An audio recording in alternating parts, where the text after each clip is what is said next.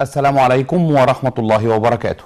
كل السيدات وكل الأنسات، كل الأمهات وكل البنات، كل الجدات وكل الحفيدات، يا كل الأخوات، لكم مني أرق وأطيب التحيات. في الميعاد ده بالذات زي ما تعودنا يتجدد معكم اللقاء لأتلقى منكم الاتصالات ونجيب على كل التساؤلات، وبإذن الله تعالى نحل كل المشكلات، نقدم كل ما هو جديد ومفيد وسعيد في مجال علم أمراض النساء والتوليد، لكل من ترغب في حدوث حمل جديد، ولكل من تنتظر حدث سعيد، ولكل من رزقت بمولود جديد. هنا وهنا بس في بشرة خير على شاشة الصحة والجمال هتلاقي نصيحة مخلصة وعلمية ومفيدة، ووعد ان ده اكيد. في انتظار اتصالاتكم وتساؤلاتكم وتليفوناتكم على ارقام البرنامج التي يتكرر ظهورها عبر الشاشة، ويمكنكم التواصل معنا عبر رسائل SMS حيث نقوم بتجميعها والإجابة عليها في الحلقات التالية، أو يمكنكم التواصل مع صفحة البرنامج على الفيسبوك حيث نختار بعض الأسئلة للإجابة عليها خلال حلقة البرنامج. قبل ما تداهمنا الاتصالات سأبدأ بالإجابة على بعض التساؤلات اللي وصلتنا على صفحة البرنامج. السلام عليكم، هل من ضرر من أخذ الجلوكوفاج مرتين يوميا تركيز 1000؟ هل السيدوفاج المصري أفضل من الجلوكوفاج؟ طبعا مفيش فرق بين الدوايين، ومفيش حاجة اسمها مصري ومستورد. بالمناسبة يعني هي المادة الخام بتستورد وفقط بتعبأ في مصر. والعقار الميتفورمين عقار مهم جدا لعلاج المريضات المصابات بداء تكيس المبايض، وعقار الميتفورمين له جرعة محددة. الجرعة المطلوبة عشان تبقى مجدية في علاج تكيس المبايض ما بين 1500 إلى 2000 ملي جرام في اليوم، وبالتالي الجرعة أي جرعة توفي هذا هتبقى جرعة جيدة، والجرعات الأقل من كده مش هتبقى ذات فائدة مجدية في علاج هذا المرض. ناخدها بقى في صورة تركيز كام، في كام مرة، من أنهي دواء، من أنهي مصنع، من أنهي دولة، في الآخر كله هو شيء واحد بإذن الله، وإن شاء الله ربنا يجعله مجدي. معنا اتصال تليفوني. ناهد اتفضلي. ايوه، ازيك يا دكتور عادل؟ اهلا بيك يا فندم. بقول لحضرتك انا عامله حقن مجهري وعامله زرعه ايدينيا من 18 واحد. كويس قوي. في اول امبارح وحامل الحمد لله. يعني في اول امبارح رحت اكشف فالدكتور قال لي الميه قليله اول حوالين الجنين. ده بدري قوي ان يبقى في ميه قليله، لكن وارد. ماشي، وبعدين؟ مش عارف، ما حدش يعني قالوا لي اعملي رباعي الابعاد. عملتي رباعي الابعاد؟ عملت رباعي الابعاد. ظهر ان الجنين يعني كان شاكك الدكتور ان الجنين يكون فيه عيوب خلقيه او الكلى بتاعته ما بتفرزش حاجه زي كده. ايوه. فالحمد لله رباعي الابعاد قال ان هو ما فيهوش اي عيوب خلقيه واضحه، يعني ان هو كويس، بس قال له من عمره شويه اسبوع او اسبوعين. طب المشكله مش في العمر، المشكله الميه بقى، الميه. ايه الحل بقى في مشكله الميه؟ الدكتور بيقول لي مالهاش حل، ان عينك ترتاحي ودي مالهاش حل، ونتابعك بالسونار باستمرار كل اسبوع او في الاسبوع مرتين. كويس. مالهاش حل، مالهاش علاج، مالهاش اي حاجه، ولا حتى سببها ما عرفتش سبب. طيب وزود لحضرتك علاج ايه؟ وحضرتك يعني ماشي على الكليكسان وماشي على الفيتامينات، والعلاج اللي ماشي عليه الازبسيد قالوا لي ماشي على العلاج زي ما انت، ما ادونيش اي علاج جديد. تمام. فهل ايه راي حضرتك في الموضوع ده واعمل ايه؟ ممكن هيكمل ولا مش هيكمل؟ ما يكمل الان قوي يعني. ارجو من الله انه يكمل. اتعمل دوبلر لقياس سريان الدم في الحبل السري؟ طب حضرتك ممكن اي سؤال مني تاني واسمعك في التلفزيون عشان صوت حضرتك واطي؟ طيب حاضر. ماشي. طبعا هو مش مفيش اسباب لقله الميه. قله الميه الشديده دي ليها اسباب، ان يكون في عيوب خلقيه في الجنين زي ما قال حضرتك وارد، ان تكون الكلى ما بتشتغلش وارد، ان يكون في انسداد في مجرى البول عند الطفل وارد. ما احنا لازم نعرف الميه دي بتيجي منين. الميه اللي حوالين الجنين منتجه من جزئين، جزء منها عباره عن بول الجنين، والجزء الثاني عباره عن انتاج من المشيمه بتفرز جزء من الميه دي. وبالتالي الجزء بقى والسبب اللي ما قالوش لحضرتك، لو المشيمه مش شغاله كويس فمش هتدي دم للطفل كويس، فهيبقى مش متغذي كويس، فالطفل اللي مش متغذي كويس ومش واصل له دم كويس هيبقى بوله قليل، وبالتالي والمشيمه كمان مش هتفرز الجزء بتاعها كويس، وبالتالي الميه اللي حوالين الجنين هتبقى قليله. وعشان كده انا سالت اتعمل دوبلر لقياس سريان الدم في الاوعيه الدمويه اللي في الحبل السري ولا لا. فاذا كان في ضعف في سريان الدم فده واحد من علاجاته مسيلات الدم زي الاسبرين وزي الحقن اللي تحت الجلد. اذا كنت حضرتك بالفعل بتاخديها فهذا المفروض انه يقي من المشكله دي، لكن اذا كان بناخد ومع ذلك حصل ده يبقى ده معناه ان الجرعه اللي بناخدها جرعه قليله مش مخليه المشيمه تشتغل كويس. اذا استبعدنا تماما وجود تشوهات في الاجنه.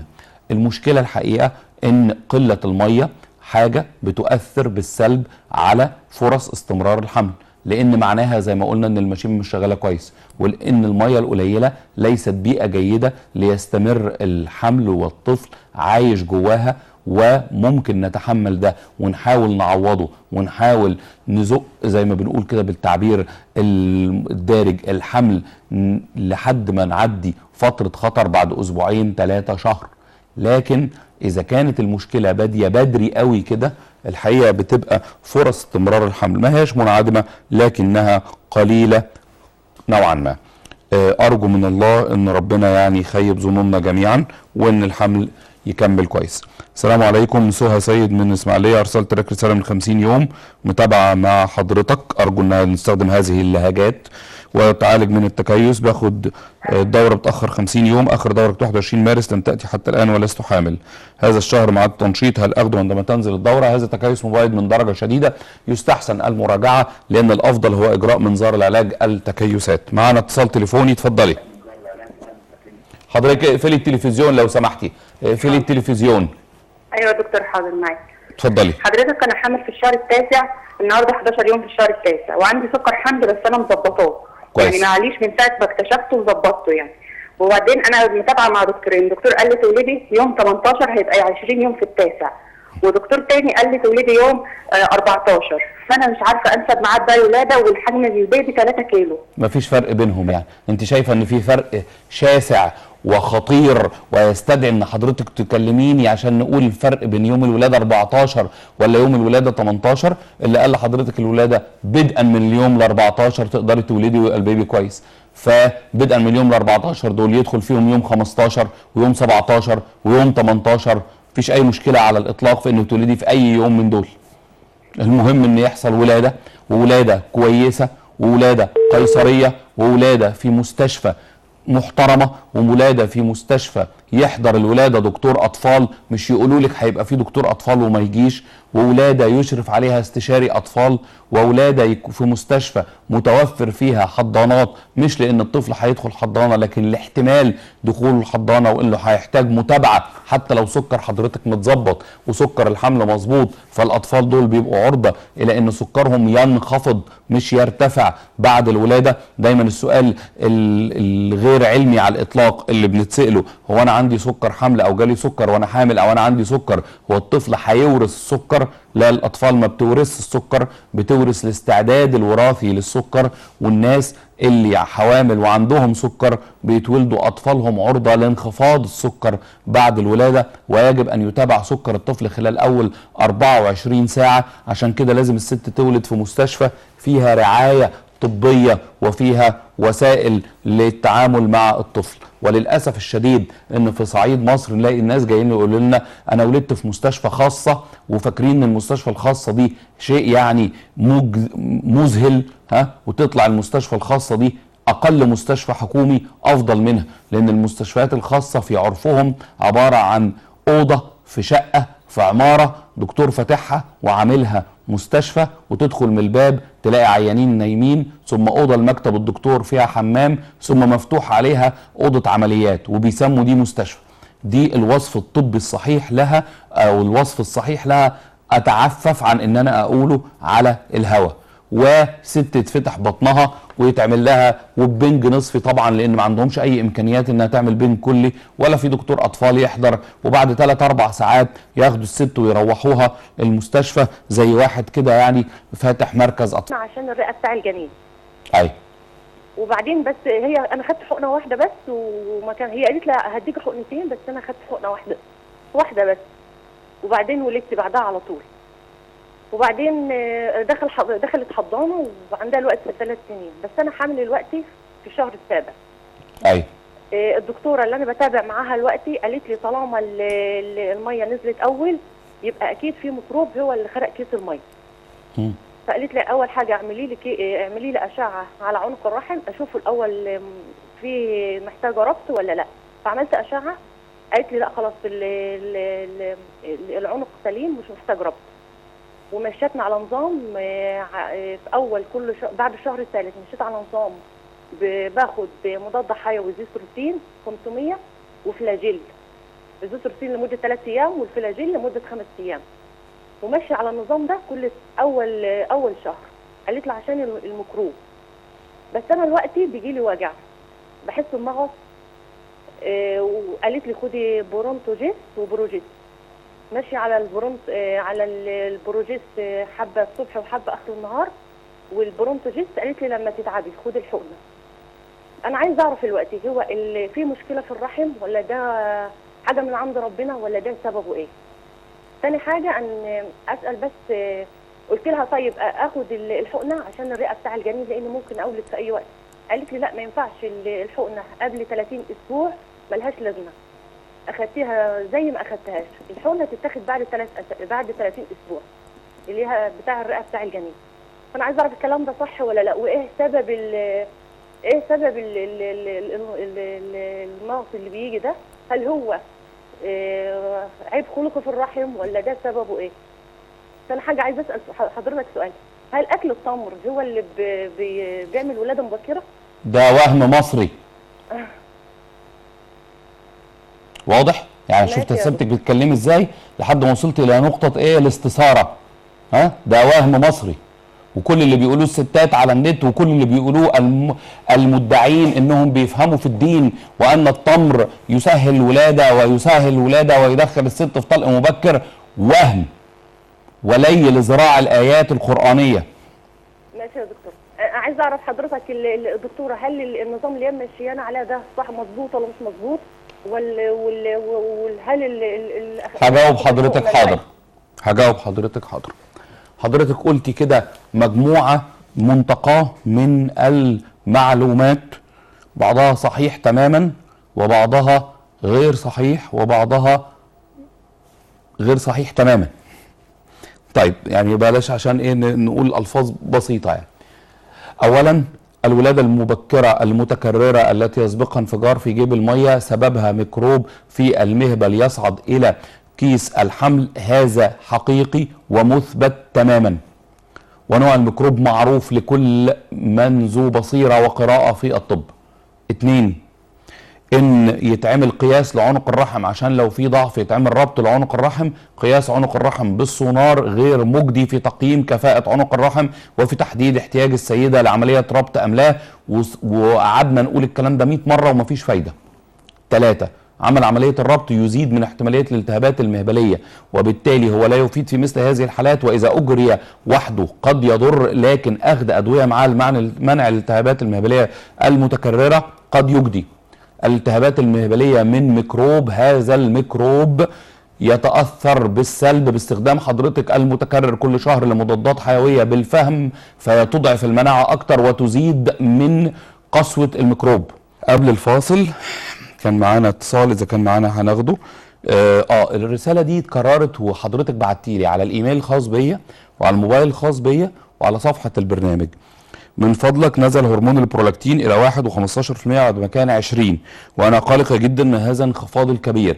انخفاض هرمون اللبن حتى لرقم 0 لا يقلق على الاطلاق ويفيد، وكلما انخفض وكلما استمر انخفاضه فتره اطول كلما افاد في علاج تأخر الحمل ومساعدة السيدات المتأخرات على ان المبيض يشتغل، وعلى ان اداء المبيض يبقى احسن، وعلى ان نوعية البويضات تبقى افضل، وعلى ان فرص الحمل تبقى اعلى، وعلى ان احتمالية الاجهاض تبقى اقل.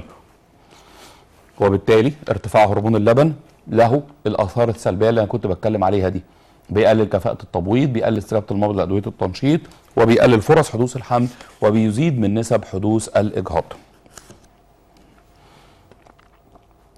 على العافية دكتور، ربي يجزيك كل خير. شو رأيك بالنسبة لنتائج التحاليل مع العلم ان من مريضات الاندومتريوزس؟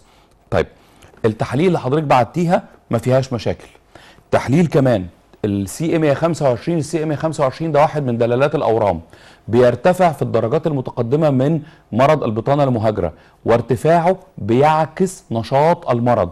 اما الدرجات البسيطه من المرض درجه 1 و2 اساسا اجراء التحليل غير مجدي قوي، لان التحليل نادرا ما بيكون مرتفع في مثل هذه الحالات، ويبدو ان حضرتك من الدرجات البسيطه من مرض البطانه المهاجره. التحاليل اللي حضرتك بعتها كلها جيده، لكن السؤال بقى، هل تؤيد انني اخد حقن الديبو بروفيرا قبل الحقن المجهري، مع العلم ان زوجي عنده ضعف شديد؟ الرجاء الرد. هو زوجك عنده ضعف شديد وحضرتك عندك بطانه مهاجره، يجب اللجوء للحقن المجهري، ده قرار مظبوط. حقن الديبو بروفيرا اللي هي البروجستيرون ممتد المفعول، اللي هي الحقن اللي بتستخدم كحقن لمنع الحمل، استخدامها لتهبيط مرض البطانه المهاجره هي ليست الدواء الامثل لتهبيط المرض، لان فعاليتها قليله. لكن الادويه الاقوى الحقيقه بتقلل من كفاءه المبيض لفتره على ما المبيض يستعيد كفاءته. فاذا كان اللي كتبها لحضرتك حاول يدي تهبيط بسيط للمرض دون ان يؤثر في كفاءه اداء المبيض وقت الحقن المجهري، يبقى ده مقبول. لكن مش مقبول ان ست تيجي تقول لي عندي بطانه مهاجره ومن درجه متقدمه وحد كتب لي الديبو بروفيرا او حقن منع الحمل لتهبيط المرض، لان في ادويه اكثر كفاءه كثيرا من هذا. معانا اتصال تليفوني اخر. طيب يا كريمه اتفضلي. السلام عليكم. عليكم السلام ورحمه الله. ازيك يا دكتور؟ اهلا بحضرتك. لو سمحت انا متزوجة يعني لي سنتين. ايوه في الكريم. وجوزي عنده دوالي وكده. ايوه. وخد علاج والتحليل اتحسن، كان التحليل الاول نازل خالص يعني 5. ايوه. فبقي 21. ايوه. نسبة حلوة بس، وبعد كده برضه ما حصلش حل. وانا بروح اكشف بيقولوا لي ما عندكش حاجة. بس فانا سؤالي يعني انا اصلا يعني تعبانة، الكلية بتاعتي يعني واحدة واقفة واحدة شغالة. أيوة. فانا السؤال بتاعي يعني الحمل يعني في تعب عليا، ده ممكن يحصل حمل اصلا؟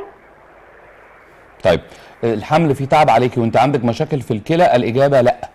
الناس اللي عندهم مشاكل في الكلى ممكن يحملوا بس اذا حصل لهم حمل ومعارضه للمشاكل بيبقوا عرضه اكتر لارتفاع الضغط اثناء الحمل او تسمم الحمل. ان شاء الله ما يحصلش. تمام. لكن حضرتك ممكن تحملي في كل اللي انت قلتيه، مفيش موانع للحمل، بس الحقيقه كل اللي انت قلتيه ما فيهوش معلومات مجديه، ما فيهوش معلومات مفيده. بعد اذنك اسمعيني من التلفزيون. من اكتر المشاكل اللي بتقابلني دايما هو الست اللي بتقول بروح للدكاتره بيقولوا لي انت ما عندكيش حاجه. طب يا ستي ما عندكيش حاجه بناء على ايه؟ بصوا لي كده وقالوا لي انت ما عندكيش حاجه، عملوا لي سونار وعملوا لي ما عندكيش حاجه، حطوا السونار على بطني وقالوا لي ما عندكيش حاجه. للمره الكام الف اللي نقول في البرنامج ده ان السونار من البطن لا يظهر اي شيء.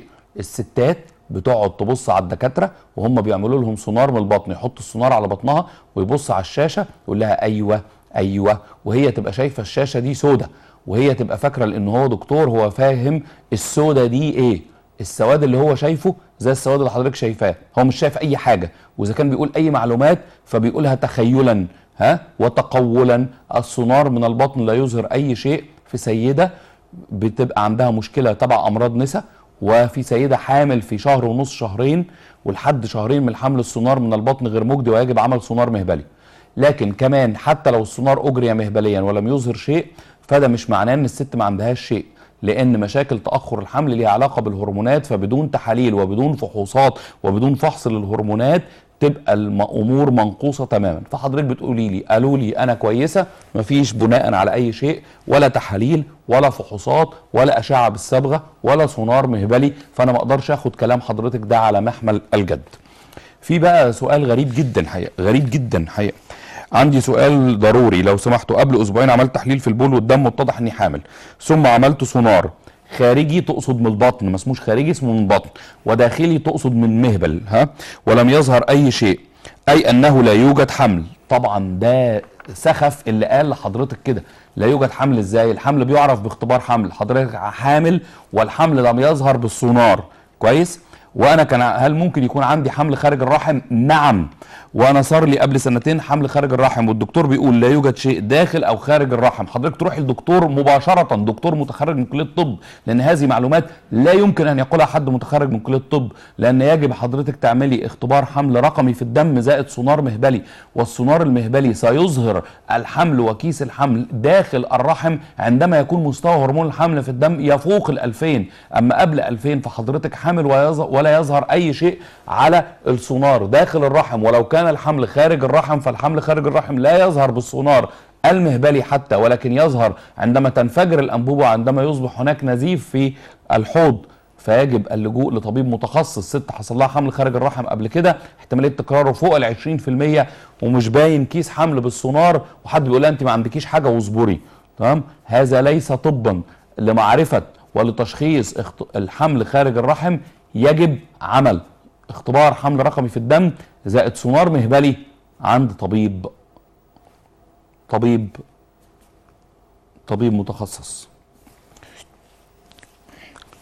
السلام عليكم، ارجو الدكتور يرد على سؤالي في الحلقه. نحيفه وعندي تكيسات، بحاول اخس وبعمل رجيم ورياضه، المقاساتي بتنزل، بطني بتشد، الميزان ما بيتحركش وما بينزلش. بيقولوا ان الرياضه بتعمل عضلات والعضلات بتقل العضلات بتقلل الميزان، طبعا تقصدي بتزيد في الميزان، فانا مش عارفه كده اعمل ايه. طبعا هذا الكلام هو ما قالته لك صديقاتك ورفيقاتك وصحباتك والسيدات امثالك اللي بيحاولوا يطمنوا حضرتك واللي بيحاولوا يقولوا ويفتوا في غير علمهم. يعني لازم الميزان ينزل. ايوه، الستات اللي عندهم تكيس مبايض يجب خفض الوزن، يجب الميزان يتحرك. ما تجيش واحده تقول لي انا عملت كافيتيشن وبطني خست، وما تجيش واحده تقول لي عملت شفط دهون وبطني خست. يجب الميزان يتحرك. طيب واذا الميزان ما بيتحركش، والله نجتهد ولكل مجتهد نصيب، ونستمر على النظام الغذائي والعلاج وننتظر الآثار الإيجابية. معنا اتصال تليفوني. ولكن ما قالته لك السيدات ردا على سؤالك، وقعدوا يطمنوكي وقالوا لك ان الرياضة بتعمل بطن والرياضة بتعمل عضلات والعضلات بتشد والعضلات بتوزن. حضرتك متخيلة انك عملتي رياضة فزادت الكتلة العضلية عندك كيلو، بينما خست كتلة الدهون كيلو ففضل وزنك ثابت؟ هذا ليس حقيقي. لكن في ناس بيعملوا ريجيم وما بينزلوش في الوزن. نعم، لان في مقاومة من الجسم لفقد الوزن، خاصة مع الناس اللي استخدموا ريجيمات متكررة قبل كده.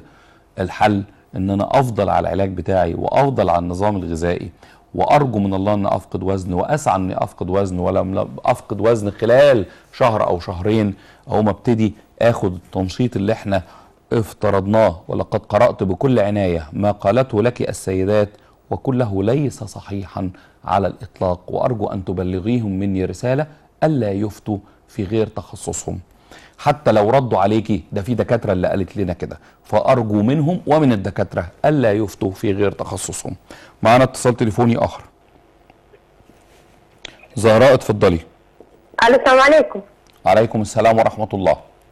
ايوه يا دكتور، انا كان اسبوعين كده كان عندي الم اسفل البطن وناحيه الشمال واليمين، ناحيه المبيضين يعني. ايوه. فرحت للدكتوره وكده، فعملت لي سونار مهبلي، فطلع فيه التهابات في المثانه. قالت لي اعملي تحاليل بول، عملت بول ودم. عملت تحاليل البول طلعت فيه املاح شديده، وفي الدم طلعت انيميا نسبتها 10.8. طبعا الانيميا دي لا علاقه لها بالشكوى دي على الاطلاق، حتى لو حد قال لك كده. وتحليل الانيميا لم يكن مطلوب لمثل هذه الشكوى، ومفيش شكوى اسمها آلام في المبيضين. دي كلمات السيدات المصريات، اسمها آلام على الجنبين في اسفل البطن، ومعظم هذه الآلام بتعزى غالبا لالتهاب في الحالب او املاح في البول او مشاكل في القولون. لكن ازاي نقنع الستات المصريات كده تقول لك المبيضين تعبني يا دكتور؟ هنقول ايه؟ نسكت. طب يا دكتور دلوقتي انا حاليا عملت تحليل حمل وطلعت حامل. مبروك. فهي مدياني بالشمر واتينكس، هل ده يأثر على الحمل؟ آمن تماما أثناء الحمل، واشربي مية كتير. ولما تشتكي شكوى آلام أسفل البطن، ما اسمهاش عندي ألم في المبيضين، ومفيش كده، ومفيش حد بيقول كده في العالم غير المصريات. معنا اتصال، يعني سؤال آخر. السلام عليكم، متزوجة. دي حقيقة رسالة طويلة جدا الحقيقة، كم الرسالة لما تيجي بالحجم ده يعني أرجو إن الكاميرا تحاول تجيبها كبير قوي، يعني ادراكه صعب جدا ان انا اقعد اقرا الرساله حوالي 12 13 سطر. لكن عموما انا هحاول الخصها قدر الامكان. ولو سمحتم الرسائل لما تيجي كل ده الرساله لما تيجي تحاول نختصرها شويه علشان نقدر حتى نستعرضها ونقول فيها. أنا متزوجة من 7 سنوات ونصف وعمري 28 عام وعمر زوجي 36 عام، مريض التكيس مبيض، بعد زواجي بشهرين حصل حمل ونزل بإجهاض، بعد كده رحت للدكتور اداني اقراص منع الحمل، دي علاج جيد جدا لتكيس المبيض من الدرجات الشديدة، لكن للأسف في آخر شهر جات لي جلطة، وللأسف ده كان يجب الحذر منه. الست دي لو هي راجعت طبيب وقالت أنا ابتدى يجي لي صداع مستمر مزمن كان يجب عليه إيقاف اقراص منع الحمل، لأنها جات لها جلطة في أوردة المخ. يعني الحقيقه بعد كده بتقول بقى جالي جلطه في الرجل اليمين، اكتشفت ان انا مريضه ثرومبوفيليا عندها احتمال عالي للجلطات. هقف عند كده واخد الاتصال التليفوني اللي معانا ونكمل الرساله الحقيقه اللي مهمه جدا لانها جات لها جلطات وبتاخد ماريفان. معانا اتصال تليفوني، اتفضلي. الو السلام عليكم. وعليكم السلام يا استاذ محمود. ازيك يا دكتور فاروق؟